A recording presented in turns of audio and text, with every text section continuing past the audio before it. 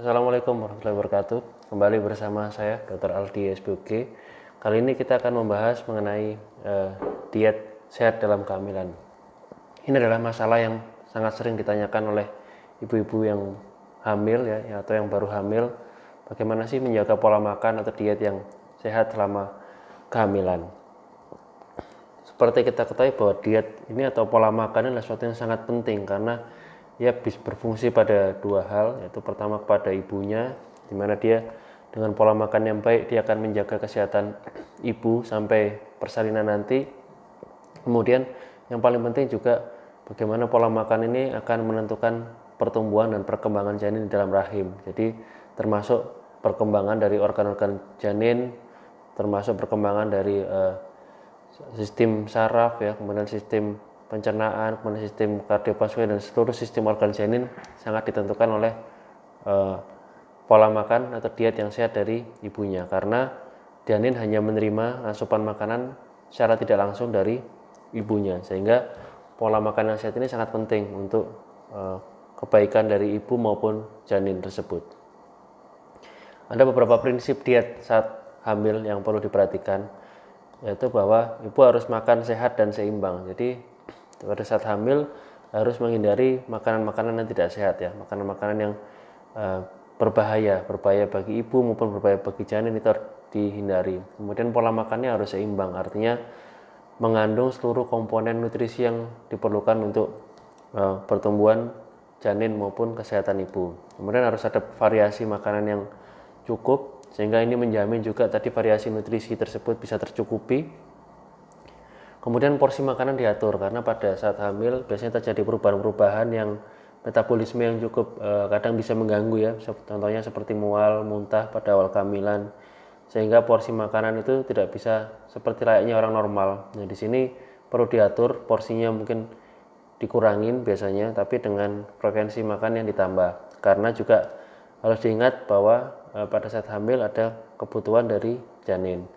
Kemudian juga yang penting, ini yang sering mitos ya, bahwa harus makan untuk berdua, artinya 2 kali lipat, padahal sebenarnya tidak perlu jumlahnya yang terlalu banyak, tapi adalah kecukupan dari nutrisi dan vitamin maupun makro maupun mikronutrisi, itu yang sangat penting pada ibu hamil. Dan juga pada ibu hamil sebenarnya hanya membutuhkan tambahan 200-300 kalori pada saat kehamilan trimester 2 atau trimester 3, jadi tidak harus 2 kali lipat kalorinya, namun jenisnya yang sangat penting. Kemudian bisa dicapai keseimbangan tersebut, jadi bahwa komponen-komponen nutrisi itu bisa tercapai dengan target kita harian atau nanti targetnya dalam mingguan.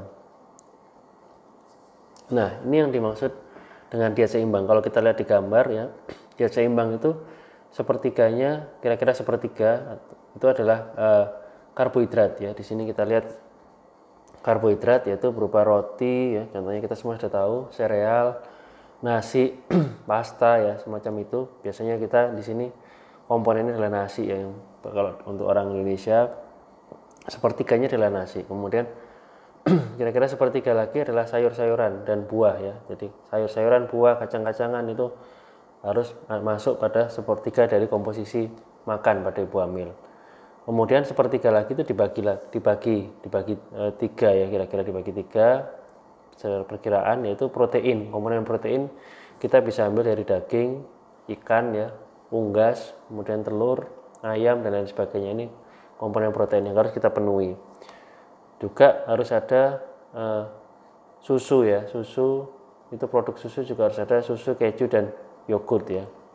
Dan sebagian kecil lagi buah-buahan. Maaf ini tadi saya keliru. Jadi sayur-sayuran, buah-buahan adalah bagian dari komponen protein ini yang harus kita penuhi. Dimana sayur dan buah ini untuk memenuhi komposisi vitamin yang diperlukan untuk ibu hamil. Jadi inilah diet kira-kira seperti ini yang harus dimakan ibu boleh dalam satu kali makan komposisi seperti ini lebih baik, tapi bisa juga nanti diatur dalam harian atau mingguan, tapi itu lebih sulit. Jadi lebih enak diatur dalam komposisi tiap makan seperti ini, ada karbohidrat sepertiga, sayuran sepertiga lagi tambah susu, buah-buahan dan protein. Nah, ini yang penting juga bahwa harus minum 6-8 gelas air per hari. Kenapa? Karena air ini sangat vital. Jadi jangan, untuk menjamin suatunya adanya transport nutrisi yang baik ke janin, maka harus dibutuhkan jumlah air yang cukup dari ibu. Kemudian juga bisa mengurangi risiko infeksi ya, jadi berbagai macam infeksi itu bisa dikurangi dengan minum air yang cukup. Contohnya seperti infeksi saluran kencing itu juga bisa dikurangin risikonya dengan minum air. Kemudian mencegah dehidrasi pada ibu, tentu saja ini jelas, dan menjaga kesehatan ibu dan janin secara umum. Jadi jika pasokan air kurang, biasanya juga terjadi penurunan pasokan air atau nutrisi ke janin. Di sini bisa menghambat bisa mengurangi produksi biasanya air ketuban ya. Jadi produksi kencing janin bisa berkurang sehingga produksi air ketuban itu bisa berkurang. Ini akan mempengaruhi kesehatan janin di dalam rahim. Jadi meminum air yang cukup itu sangat penting untuk ibu maupun untuk janinnya. Nah, komponen diet harian yang tadi sudah saya sebutkan, coba kita ulas lagi di sini. Karbohidrat ya, tadi sekitar 30%. Kita tahu ini komposisi utama diet yang harus ada. Ini sumber nutrisi yang sangat penting, bisa nanti dirubah menjadi glukosa ya untuk sumber energi. Kemudian ada kandungan vitamin B, zat besi, dan juga sedikit serat tergantung jenis karbohidrat yang kita makan. Contohnya kita sudah tahu ya, paling utama nasi lah. Orang Indonesia itu pasti nasi atau roti, kentang, sereal, pasta, mie, jagung, gandum, ubi jalar ya. Kita bisa lihat ini adalah contoh-contoh karbohidrat yang bisa kita pilih untuk makan dari ibu hamil. Nah, ibu hamil sebaiknya mengkonsumsi sekitar 6-11 porsi karbohidrat. Jadi porsi di sini bukan berarti piring ya, tapi porsi ini adalah ukuran, biasanya ukuran untuk ukuran gizi dari tiap kandungan nutrisi ini berbeda-beda tiap nutrisi. Contohnya seperti ini karbohidrat itu satu porsi itu sekitar setengah cangkir atau kalau roti satu potong roti itu satu porsi. Nah, jadi bisa dikira-kira di sini kalau nasi ya berarti 6 atau sampai 11 kali setengah cangkir itu kebutuhan dalam satu hari. Ini kita juga bisa lihat beberapa makanan yang mengandung karbohidrat yang cukup baik ya. Jadi buah-bahan juga ada namun tidak terlalu banyak. Kentang manis ya, quinoa ini juga ada sih beberapa udah mulai banyak dijual di tempat kita. Oatmeal ya, oatmeal ini juga banyak biasanya untuk diet. Kacang-kacangan ya, pasta, sereal ya. Ya kalau mungkin di luar ya rutin ya makan sereal seperti ini, gandum dan lain sebagainya. Ini bisa dijadikan pilihan. Kemudian protein. Nah, protein ini kita tahu dia biasanya terdapat pada daging ya, contohnya ikan ya. Kemudian telur, kacang-kacangan, polong dan lain sebagainya, susu ya, tofu, ini kita bisa lihat tuna dan lain sebagainya lah. Pilihlah kalau bisa daging yang tanpa lemak, jadi mengurangi fatnya. Jadi kalau misalnya kita memakan dari unggas, kulit itu memiliki kandungan fat yang tinggi. Jadi memang yang enak ya, tapi kalau bisa tidak dimakan ya, dibuang saja kulit dari unggas atau dimakan suami mungkin ya. Kemudian masak dengan sedikit lemak. Ini untuk mengurangi kandungan lemak supaya tidak berlebihan. Nah, bagaimana patokannya? Coba kalau untuk masalah ikan, dalam seminggu itu makan 2 porsi ikan per minggu ya, atau dia 2 ekor ikan ya. Salah satunya kalau bisa ikan yang berminyak seperti sarden atau makarel. Di sini kita lihat ya, daging ini ada daging merah ya, ada ayam, ikan. Jadi yang lebih disarankan ikan ya, daging merah mungkin agak dikurangin pada saat hamil. Tuna ini juga bagus, tuna atau sarden atau makarel ini untuk komposisi minyak ikannya yang cukup baik. Telur, susu. Nah, ini susu dianjurkan harian ya, untuk meminum susu tiap hari. Dari kacang-kacangan pun kita bisa mendapatkan sumber nutrisi yang cukup baik sebenarnya. Kemudian ini protein itu sangat penting karena janin membutuhkan protein untuk pertumbuhan dan perkembangan semua organnya, termasuk kecerdasan, sistem saraf pusat dan lain sebagainya.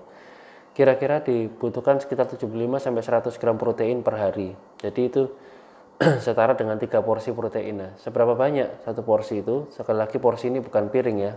Porsi ini sekitar satu porsi protein sekitar 3 ons atau seukuran 1 dek kartu ya. Jadi satu kartu remi itu sekitar 1 porsi. Jadi sekitar 3 itu dalam satu hari. Atau kita juga bisa melihat kita bisa mungkin browsing ibu-ibu ya, komposisi makanan yang dimakan itu berapa sih gramnya. Nanti kita kebutuhannya sekitar 75 sampai 100 gram. Jadi kalau misalnya makan dada ayam ya mungkin butuh 3 sampai 4 potong dada ayam dalam satu hari. Ini contohnya ya. Telur 6 gram. Jadi kalau telur ya butuh banyak ya, sekitar 10 butir telur lebih ya, seperti itu. Nanti bisa dilihat sendiri kira-kira kandungan-kandungan nutrisi ya pada daging dan lain sebagainya. Sayur buah ini penting sekali. Kita tahu sayur buah mengandung vitamin, mineral, serat yang membantu pencernaan. Disarankan makan buah dan sayur setiap hari ya, bervariasi. Yang bervariasi kira-kira kebutuhannya sekitar 30% dari komposisi diet harian tersebut. Yang paling penting cuci bersih selalu sebelum makan, harus cuci bersih karena seringkali ada kontaminasi dari tanah ya, dimana dari tanah itu banyak mengandung bakteri yang berbahaya. Jadi dipastikan cuci bersih, atau kalau dimasak jangan terlalu sampai mendidih, jangan terlalu sampai terlalu lama memasaknya karena nanti akan menghilangkan nutrisi-nutrisi yang penting pada buah atau sayur tersebut. Yang paling bagus memang dimakan mentah tapi dicuci dengan bersih sehingga kandungan nutrisinya masih terjaga dengan baik. Kebutuhannya sekitar 2-4 porsi buah dan lebih dari 4 porsi sayur per hari. Nah ini tadi hitungannya sama, satu porsi adalah sekitar setengah cangkir, jadi bisa dikira-kira sendiri ya. Jadi kalau ya nanti coba dikira-kira sendiri, misalnya apel ya berarti kira-kira 1-2 apel per hari, seperti itu. Nah kita tahu bahwa buah dan sayur itu adalah sumber vitamin C ya. Jadi buah-buahan biasanya berwarna merah, berwarna kuning, orange itu atau hijau adalah sumber vitamin C. Pada saat hamil, ibu ini sangat membutuhkan vitamin C karena kira-kira sekitar 70 gram per hari. Karena vitamin C ini sangat penting untuk menjaga kesehatan dan imunitas ibu atau kekebalan ibu secara umum. Jadi ini sangat menunjang kesehatan dari ibu. Kita bisa lihat dari segala macam sayur dan buah ini mengandung vitamin C. Dan juga buah-buahan dan sayur mengandung asam folat yang cukup baik ya. Dimana asam folat ini sangat penting karena ibu hamil membutuhkan 0-4 mg asam folat per hari. Jika kadar asam folat ini berkurang, maka akan menyebabkan suatu risiko kecacatan bawaan pada janin ya. Itu yang sudah sangat terbukti. Jadi kebutuhan asam folat ini sangat penting. Nah, kemudian produk susu ya, produk susu seperti susu, keju, yogurt itu boleh dan memang harus diperlukan pada saat hamil karena dia mengandung terutama kalsium ya dan nutrisi-nutrisi lain yang sangat penting. Nah, kalau minum susu memang kalau bisa lebih baik cari produk yang low fat ya, yang kadar lemaknya rendah, itu lebih bagus lagi. Ini yang sering saya pesankan kepada pasien-pasien saya bahwa harus menghindari makanan-makanan tinggi gula ya, tinggi kadar lemak dan garam. Seperti yang terlihat di gambar ya, makanan-makanan junk food, fast food ya, atau makanan cepat saji itu biasanya tinggi gula, tinggi lemak dan tinggi garam. Dan mereka ini tinggi kalori. Jadi makanan-makanan ini kalorinya sangat tinggi tapi kandungan nutrisinya sangat jelek. Jadi mereka mereka cenderung membuat obesitas atau membuat gemuk tapi tidak mencukupi kebutuhan nutrisi yang lain. Jadi itu yang sangat berbahaya. Dan karena memang kadar gula sangat tinggi ya, lemak tinggi, biasanya mereka tidak bisa bertahan lama. Rasa kenyang itu dengan memakan makanan seperti ini itu cepat hilang dan nanti bisa menimbulkan adiktif ya, makanan-makanan seperti ini menimbulkan kecanduan sehingga terus memakan sehingga nanti risikonya menjadi obesitas atau kegemukan dan penyakit-penyakit yang metabolik. Jadi saran saya jika saat hamil hindari semua makanan-makanan yang seperti ini ya, yang terlalu manis ya, terlalu banyak garamnya dan terlalu berlemak ya. Nah, ini snack sehat. Jadi jadi pada ibu hamil itu memang kecenderungannya gampang mengalami MAH ya. Karena apa? Karena sistem pencernaannya berjalan lebih cepat dari biasanya. Pengosongan lambung berjalan lebih cepat sehingga makanan yang masuk itu akan dengan cepat bisa keluar. Nah, sehingga ibu sering merasa lapar. Nah, biasanya pada saat lapar ini membutuhkan suatu snack. Nah, sebaiknya mulai ganti snack-snack yang tidak sehat itu dengan snack sehat seperti ini ya. Jadi kalau biasanya sebelum hamil sering mengkonsumsi misalnya ciki ya atau makanan-makanan snack-snack yang tidak sehat ya, itu sekarang coba diganti. Contohnya seperti ini boleh bikin sandwich ya, sandwich diisi dengan sayuran ya, boleh dikasih keju ya, kasih daging. Ini yang sehat ya. Kalau bisa rotinya dari gandum lebih baik, atau bikin jus ya, bikin jus disimpan di botol, dibawa, mungkin ibunya kerja dibawa untuk snack, atau susu juga boleh, lebih bagus lagi. Atau ini salad ya, boleh makan makanan salad, atau sayur dan buah-buahan segar dipotong-potong, itu bagus. Atau sereal boleh untuk snack, atau kacang-kacangan. Ini mungkin beberapa alternatif yang bisa digunakan oleh ibu hamil untuk snack ya, diantara makan-makan besar itu. Nah, yang penting lagi mempersiapkan makanan, yaitu selalu cuci buah, sayur ya, salad itu dicuci dengan bersih supaya tidak terkontaminasi atau risiko terinfeksi dari bakteri ya, seperti toxoplasma ya, salmonella dan lain sebagainya. Kemudian cuci semua permukaan alat masak dan tangan setelah menyiapkan daging mentah. Nah, ini harus hati-hati ketika menghandle atau menangani daging mentah ini, karena itu berisiko menyebabkan suatu kontaminasi ya. Contohnya misalnya menyimpan daging mentah misalnya di lemari es, itu harus dipisahkan dengan tempatnya makanan yang siap dimakan, karena ini bisa menyebabkan kontaminasi silang. Jadi bakteri-bakteri pada daging mentah itu bisa mengkontaminasi yang makanan yang siap dimakan, jadi harus dipisahkan tempatnya. Kemudian gunakan tempat pemotongan khusus untuk daging mentah, jadi jangan dicampur untuk tempat memotongnya daging mentah dengan tempat memotong makanan yang sudah siap dimakan, itu harus dipisahkan karena sangat berbahaya. Kemudian harus masak sampai matang, ini jelas ya, pada ibu hamil harus makan makanan yang matang, jangan memakan makanan yang setengah matang apalagi yang mentah, tadi risiko dari infeksi bakteri. Nah, ini mungkin kesimpulan dari apa yang saya sampaikan. Bagaimana sih pola makan yang baik ini pada saat hamil? Saya ambil dari Eat Well Guide. Jadi seperti kita lihat di sini, sekitar 30-40% kita lihat adalah produk dari sayur dan buah ya.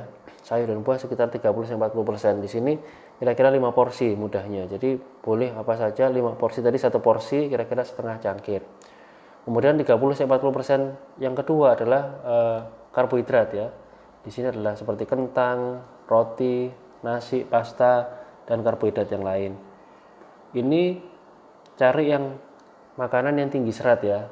Jadi dengan kadar fat ya, lemak, garam, dan gula yang tidak terlalu tinggi. Nanti mungkin bisa ada produk-produk khusus yang seperti kandungannya lebih rendah. Ini akan lebih baik.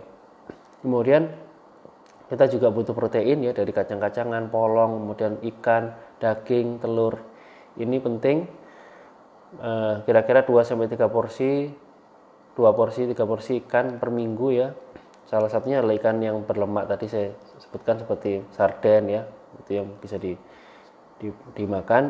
Kemudian kurangi memakan daging merah atau daging yang sudah diproses ya. Jadi ini untuk memang lebih bagus memang mengarah ke daging ikan ya sebenarnya. Kemudian produk-produk susu ya, cari yang low fat ya. Jadi kalau bisa cari yang low fat, cari kemasan yang low fat, yang rendah lemak. Kemudian minyak ikan ya, minyak ikan ini penting juga, bisa beli yang minyak ikan yang langsung dikonsumsi atau bisa beli suplemen vitamin yang mengandung minyak ikan. Kemudian di sini kita lihat, hindari makan makanan yang manis-manis seperti ini ya, makan makanan snack-snack, junk food, fast food ini dikurangin, kalau bisa tidak sama sekali.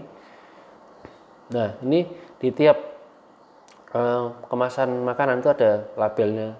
Biasanya ada labelnya, kita bisa lihat, cari yang rendah lemak, garam, dan gula.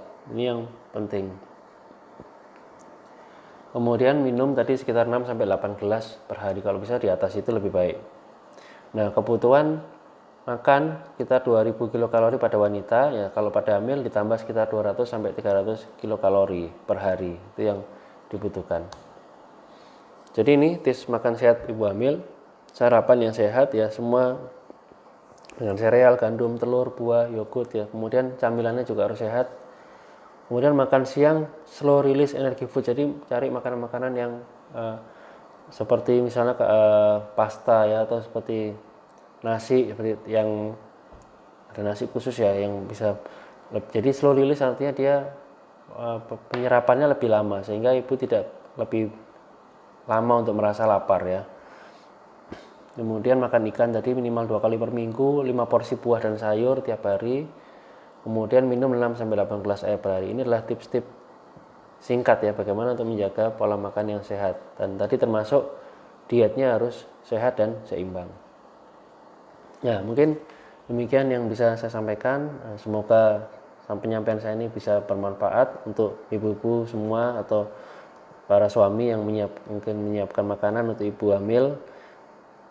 Ini bisa menjadi kira-kira panduan ringan ya, panduan singkat bagaimana sih caranya ibu-ibu kalau mau menyiapkan makanan atau pola makan yang baik pada saat hamil.